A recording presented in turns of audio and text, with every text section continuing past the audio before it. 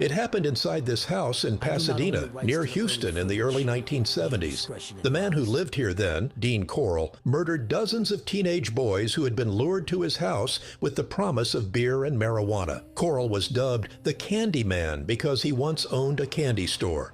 Corll's two accomplices, Elmer Wayne Henley and David Owen Brooks, would get paid for finding the young victims and bringing them to Corll, where they would be sexually assaulted, tortured, and killed. Eventually, Henley turned on Corll, killed him during an argument, then confessed to police about the murders. Henley led police to the bodies of teenagers who Corll buried on the beach between Galveston and Port Arthur. As the search for victims was underway, Henley talked to reporters. I never said there were 30 people. I said 24. The name's Junior, not Elmer Wayne Henley. Well, what? Get your pictures. Corll had also buried his victims at his boat shed in Pasadena and in a national forest in East Texas. In all, at least 28 teenage boys and young men were killed between 1970 and 1973. Henley and Brooks were convicted of murder in 1974. Brooks died of COVID in prison. Henley is being considered for parole this week.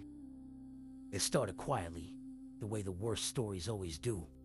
In the early 1970s in Houston, Texas, there was a soft-spoken man who ran a candy company. His name was Dean Corll.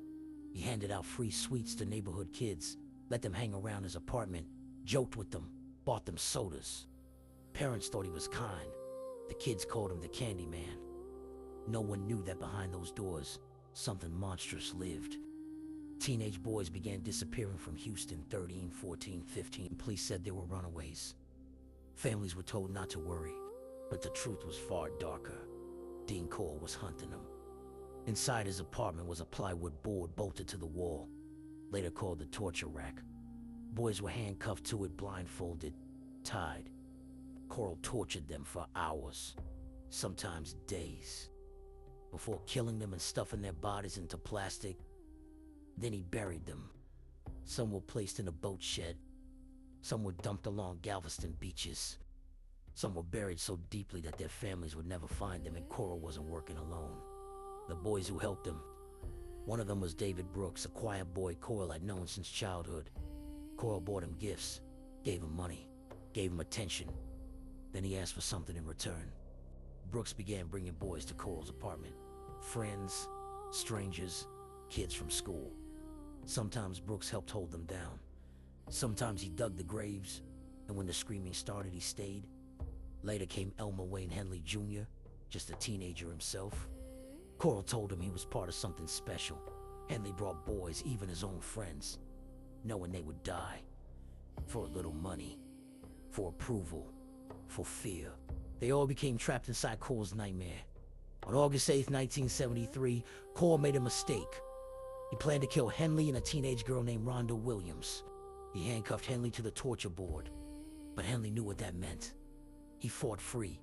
He grabbed a gun, and he shot Dean Corll 6 times. The Candyman died on his apartment floor. When the ground began to speak, Henley went to the police. What he told them sounded impossible, but then they went to the boat shed.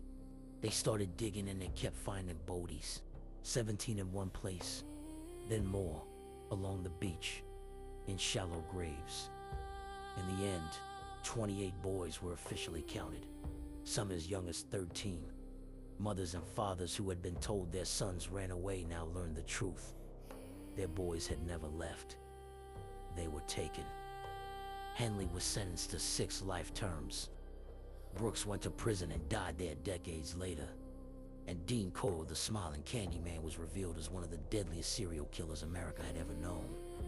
For years, he had lived in plain sight, hiding behind candy and kindness, while burying children beneath Texas soil.